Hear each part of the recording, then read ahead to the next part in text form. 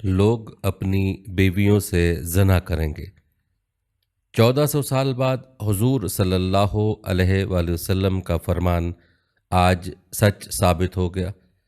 رسول اللہ صلی اللہ علیہ وآلہ وسلم نے فرمایا، لوگوں پر ایک ایسا زمانہ آئے گا جب میاں بیوی آپس میں زنا کریں گے۔ صحابہ نے پوچھا، یا رسول اللہ صلی اللہ علیہ وآلہ وسلم، کیسے ممکن ہے کہ مرد اپنی بیوی سے زنا کرے اور بیوی اپنے شوہر سے؟ بسم اللہ الرحمن الرحیم۔ اسلامی معاشرے کی پاکیزگی کی حفاظت کرنا، ہر مسلمان کی عزت، نفس اور روح کی طہارت باقی رکھنا اور اچھے نسب کے لوگوں کو ملاوٹ کی غلاظت سے محفوظ کرنا زنا کے حرام ہونے کی حکمت ہے۔ عبرانی کی ایک صحیح روایت ہے کہ ابو العاص نبی صلی اللہ علیہ وسلم سے روایت کرتے ہیں کہ حضور صلی اللہ علیہ وسلم نے فرمایا، روزانہ آدھی رات کے وقت آسمان کے دروازے کھول دیے جاتے ہیں اور ایک پکارنے والا فرشتہ پکارتا ہے کہ ہے کوئی دعا کرنے والا جس کی دعا قبول کی جائے؟ ہے کوئی سوال کرنے والا جس کا سوال پورا کیا جائے؟ کوئی مصیبت زدہ جو دعا کرے اور اس کی مصیبت دور کر دی جائے؟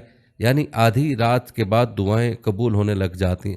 ناظرین، اللہ تعالیٰ ہر دعا کرنے والے مسلمان کی دعا قبول فرماتا ہے، سوائے زانیہ کے جو اپنی شرمگاہ کے ذریعے غیر مرد کو سیراب کرتی ہے۔ زانیہ وہ ہے جو زنا کے ذریعے مرد کا دل بہلاتی ہے اور پھر اس کی دعا قبول نہیں ہوتی۔ زنا کرنے والے لوگ خود اپنے آپ کو اللہ کے عذاب کا مستحق بنا لیتے ہیں۔ حضرت عبداللہ بن عباس رضی اللہ تعالیٰ عنہ کہتے ہیں کہ رسول اللہ صلی اللہ علیہ وسلم نے فرمایا، جب کسی بستی میں زنا اور سود عام ہو جائے تو گویا اس بستی کے لوگوں نے اپنے آپ کو اللہ کے عذاب کا مستحق بنا لیا کہ ان پر کسی بھی طرح کا عذاب آ جائے۔ پھر اسی طرح زانی کو دنیا میں بھی اللہ کی طرف سے سزا مل کر رہتی ہے، یعنی یہ ایک ایسا جرم ہے جس کی سزا دنیا میں بھی ملتی ہے۔ حضرت انس کہتے ہیں، رسول اللہ صلی اللہ علیہ وسلم نے فرمایا، دو گناہ ایسے ہیں جن کی سزا میں جلدی کی جاتی ہے اور دنیا ہی میں دے دی جاتی ہے۔ نمبر 1 زنا، نمبر 2 والدین کی نافرمانی کرنے والا، ماں باپ کی بات نہ ماننا۔ اور اب یہ کہ جو شخص ایسی بیماری میں مبتلا ہو جاتا ہے، یعنی زنا جیسی بیماری میں مبتلا ہو جاتا ہے، تو پھر اس کا ایمان کیسے رخصت ہوتا ہے کہ اس گناہ کو چھپانے کے لیے جھوٹ پہ جھوٹ بولتا چلا جاتا ہے، ایک نہیں کئی جھوٹ بولتا ہے۔ اور جب کوئی انسان جھوٹ بولتا ہے تو اس کے منہ کی بدبو سے فرشتہ اس سے کئی میل دور چلا جاتا ہے، اس انسان سے اللہ تعالیٰ کی حفاظت ہٹ جاتی ہے اور وہ شخص ذلیل ہو کر رہتا ہے۔ دنیا میں بھی انسان پر طرح طرح کی بیماری اور طرح طرح کی مصیبتیں نازل ہوتی ہیں۔ پھر بڑھاپے کی عمر میں زنا کرنا اللہ کے غضب اور غصے کو بھڑکاتا ہے۔ پھر اس طرح جس بستی میں زنا عام ہو جائے وہاں اموات بہت ہونے لگتی ہیں، موت کی کثرت ہو جاتی ہے، قتل کی کثرت ہو جاتی ہے۔ پھر اسی طرح کسی بھی غیر حاضر شخص کی بیوی سے زنا کرنے والے شخص پر اللہ تعالیٰ قیامت کے روز ایک سانپ مسلط کر دیں گے۔ مذہبی کتب میں قیامت کے آنے سے پہلے بہت ساری علامات کا ذکر کیا گیا ہے۔ قیامت کی علامات میں سے سب سے پہلی علامت حضرت محمد صلی اللہ علیہ وسلم کی دنیا میں تشریف آوری اور آپ کی وفات ہے۔ پچھلے آسمانی کتابوں میں آپ صلی اللہ علیہ وسلم کا لقب بنو سال لکھا ہے، جس کا معنی ہے قیامت کا نبی، یعنی حضور صلی اللہ علیہ وسلم وہ آخری نبی ہوں گے کہ جن کی امت پر قیامت قائم ہوگی۔ قیامت آنے سے قبل حضور صلی اللہ علیہ وسلم نے فرمایا کہ اولاد نافرمان ہو جائے گی، بیٹیاں تک ماں کی نافرمانی کرنے لگیں گی، دوست کو اپنا اور باپ کو پرایا سمجھ جانے لگے گا، علم اٹھ جائے گا اور جہالت عام ہو جائے گی۔ دین کا علم لوگ دنیا کمانے کے لیے حاصل کرنے لگیں گے، نااہل لوگ امیر اور حاکم بن جائیں گے اور ہر قسم کے معاملات، عہدے نااہلوں کے سپرد ہو جائیں گے۔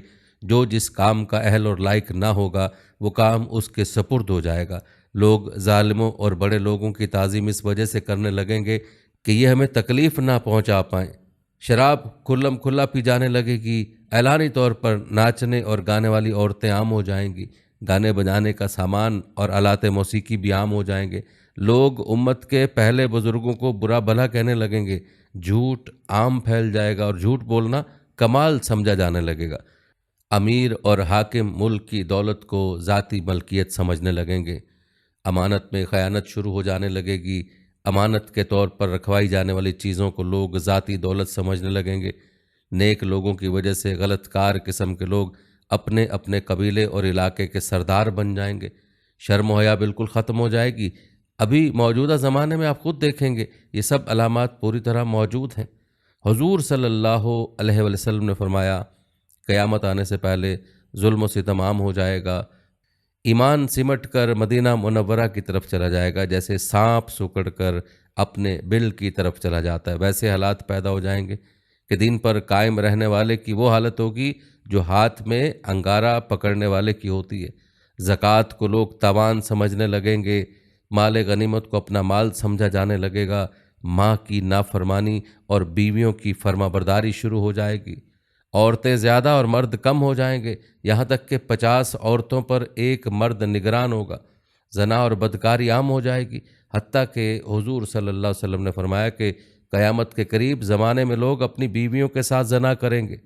بلکہ جب ہم نے یہ حدیث پاک پڑھی کہ لوگ اپنی بیویوں کے ساتھ زنا کریں گے تو ہم اس بات کی سمجھ نہیں آئی، تو ہم نے اپنے استاد سے پوچھا کہ استاد جی اس کا کیا مطلب ہے کہ لوگ اپنی بیوی سے زنا کریں گے؟ تو انہوں نے فرمایا کہ ہاں اس کی کئی صورتیں ہیں۔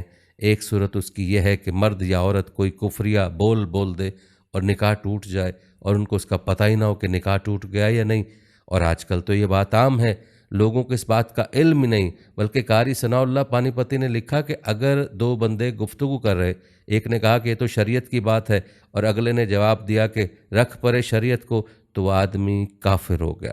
تو ہمیں چاہیے کہ ہم علماء سے پوچھیں کہ کلماتی کفر کون کون سے ہیں، ایسا نہ ہو کہ ہم ایسے جملے بولیں اور کفر کا ارتکاب کر رہے ہیں۔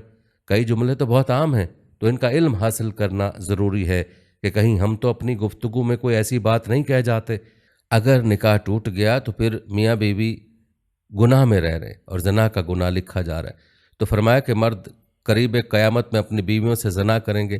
ایک صورت تو یہ ہے کہ یہ کفریہ کلمات بیوی بولے تو بھی نکاح ٹوٹ جاتا ہے، اور اگر خاوند بولے تو بھی نکاح ٹوٹا۔ اور دوسری صورت ایک دوسرے کے ساتھ بحث، اور یہ تو ہر گھر کی بات نظر آتی۔ جب شادی ہوئی تو میں بولتا تھا اور بیوی سنتی تھی، اور اس نے کہا پھر بچے ہو گئے تو بیوی بولتی تھی اور میں سنتا تھا۔ اس نے کہا پھر ہم دونوں بوڑھے ہو گئے، ہم دونوں بولتے تھے اور محلے والے سنتے تھے۔ بڑھاپے میں بحث اور زیادہ تکرار ہو جاتی ہے، اس میں ہوتا کیا ہے، مرد کی زبان میں کنایا طلاق نکل جاتی ہے۔ کنایا کہتے ہیں لفظ تو طلاق والا نہیں بولا، لیکن بات ایسی کر دی کہ مفہوم طلاق والا نکلتا ہے، اس کو کنایا میں طلاق کہتے ہیں۔ اب یہ گناہ بہت زیادہ ہے، غصے میں کہہ دیتے ہیں کہ چلی جا، مجھے تیری کوئی ضرورت نہیں۔ آج کے بعد اس قسم کے الفاظ جس کا نتیجہ یہ نکلے کہ تو میری بیوی نہیں ہے، اب اس قسم کے مسائل کو بھی معلومات حاصل کرنی چاہیے۔ شریعت کہتے کہ علم حاصل کرو، ایسا نہ ہو کہ کنایا میں طلاق ہو جائے جنہیں پتہ بھی نہ ہو اور وہ ساتھ رہ رہے ہوں۔ اور آج تو یہ حالات ہیں کہ زبان سے طلاق کہہ دیتے ہیں، طلاق ہو بھی جاتی ہے، پتہ بھی ہے دونوں کو، مگر بدنامی ہو جائے گی، پھر میاں بیوی اکٹھے رہ رہے ہیں ایک گھر ایک کمرے میں، تو یہ زنا کر رہے ہیں۔ اور قربان جائیں اس سچے نبی کی مبارک زبان پر، 1400 سال پہلے وارن کر دیا تھا کہ قرب قیامت میں لوگ اپنی بیویوں سے زنا کریں گے۔ ناظرین، صحیح بخاری کی ایک حدیث کے مطابق قرب قیامت کی ایک نشانی یہ بھی ہے کہ اقتدار غلط لوگوں کے ہاتھوں میں دے دیا جائے گا۔ علماء کرام اس نشانی کے متعلق بھی کہتے ہیں کہ آج دنیا بھر کے ممالک کے حکمرانوں کی طرف دیکھیں تو صاف پتہ چلتا ہے کہ یہ نشانی بھی پوری ہو چکی ہے۔ صحیح بخاری میں ایک اور نشانی بتائی گئی کہ قیامت سے قبل لوگ بلند ترین عمارت بنانے میں ایک دوسرے پر سبقت لے جانے کی کوشش کریں گے۔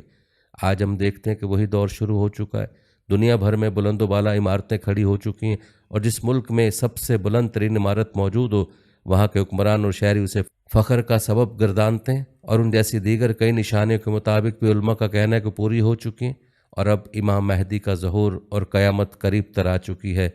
اللہ کے رسول صلی اللہ علیہ وسلم نے قیامت کی نشانی بتلاتے ہوئے فرمایا کہ اونٹوں اور بکریوں کے چرواہے جو برہنہ بدن اور ننگے پاؤں ہوں گے، وہ ایک دوسرے سے مقابلہ کرتے ہوئے لمبی لمبی عمارتیں بنوائیں گے اور فخر کریں گے کہ ریاض شہر میں عمارتوں کے مقابلہ آج اپنے عروج پر پہنچ گیا۔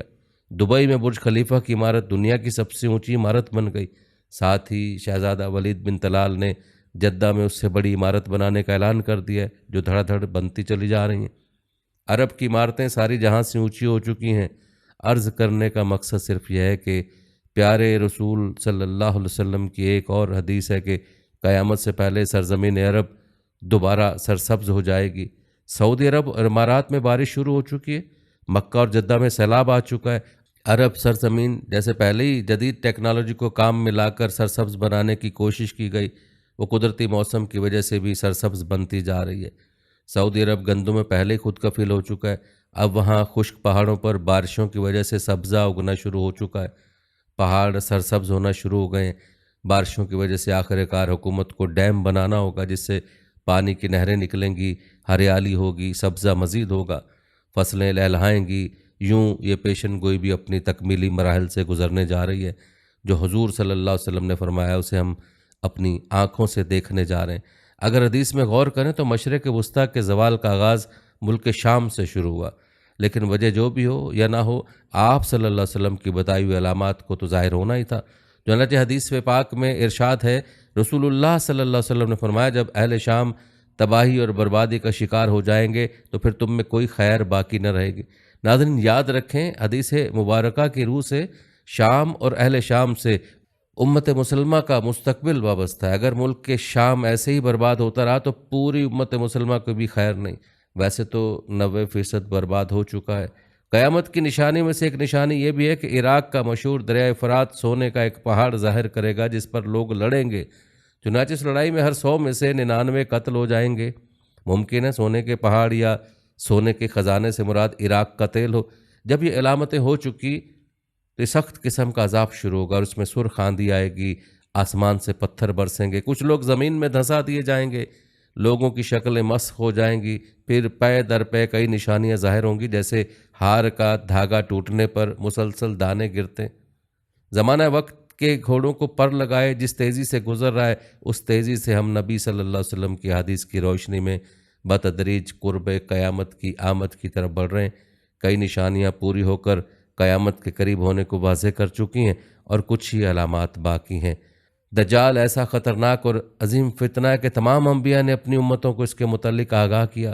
نبی صلی اللہ علیہ وسلم نے بھی امت کو اس کے بارے میں اس قدر واضح بتایا کہ صحابہ کرام آنسوں سے تر آنکھوں کے ساتھ دجال کے فتنے سے پناہ مانگا کرتے تھے۔ احادیث کی روشنی میں علماء کرام نے دجال کے خروج کے قبل کی جو نشانیاں بتلائی ہیں ان کے مطابق گھروں میں ناچ گانا عام ہو جائے گا۔ آج انٹرنیٹ کا، کمپیوٹر اور موبائل کے ذریعے سب ہو رہا ہے۔ اونچے اونچے اور پختہ گھروں کی تعمیر کی خواہش ہوگی۔ آج ہر غریب سے غریب لوگ بھی پکے مکان سب کے سامنے۔ مساجد سے دجال کا تذکرہ ختم ہو جائے گا۔ پانی کی قلت ہوگی۔ اس کی سب سے بڑی مثال ان دنوں ہمارا وطن عزیز ہے۔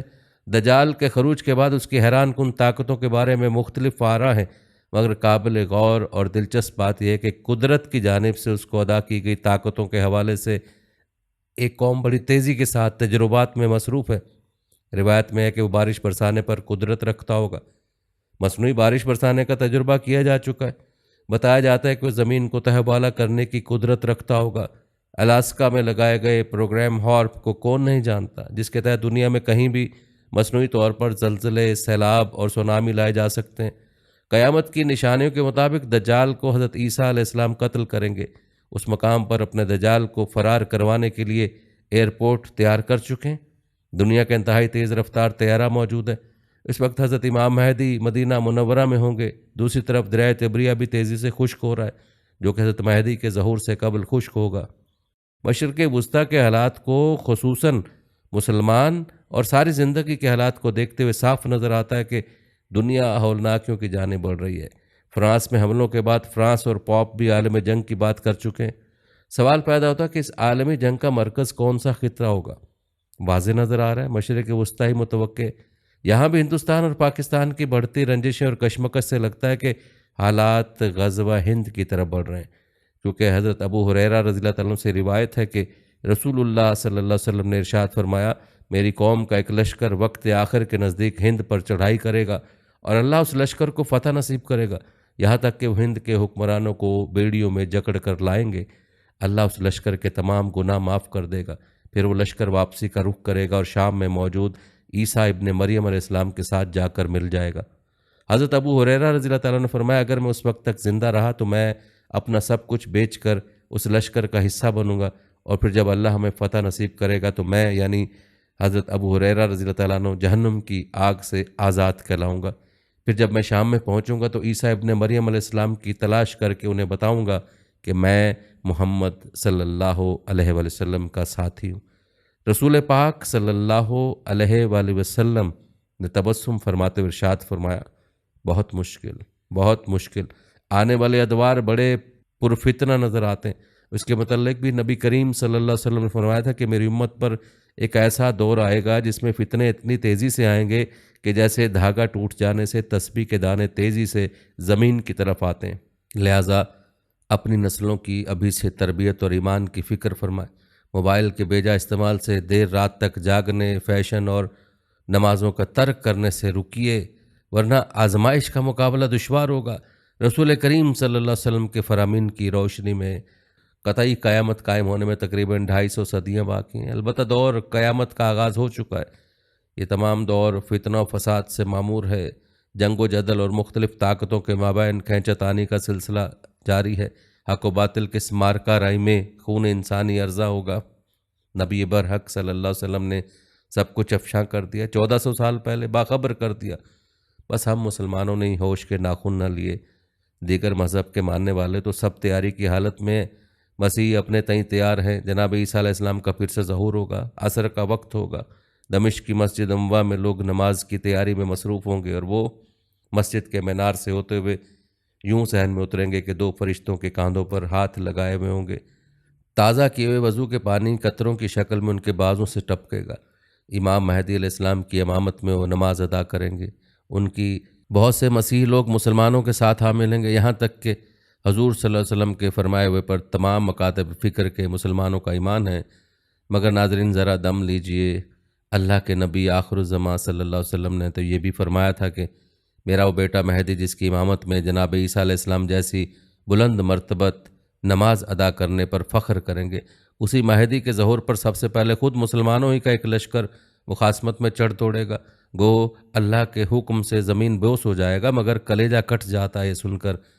کیا مسلمانوں کو کبھی عقل سلیم عطا بھی ہوگی کہ نہیں؟ ہمارے نبی صلی اللہ علیہ وسلم کی آل پاک کو سرفرازیاں تو خود خدا رب العزت نے عطا فرمائی۔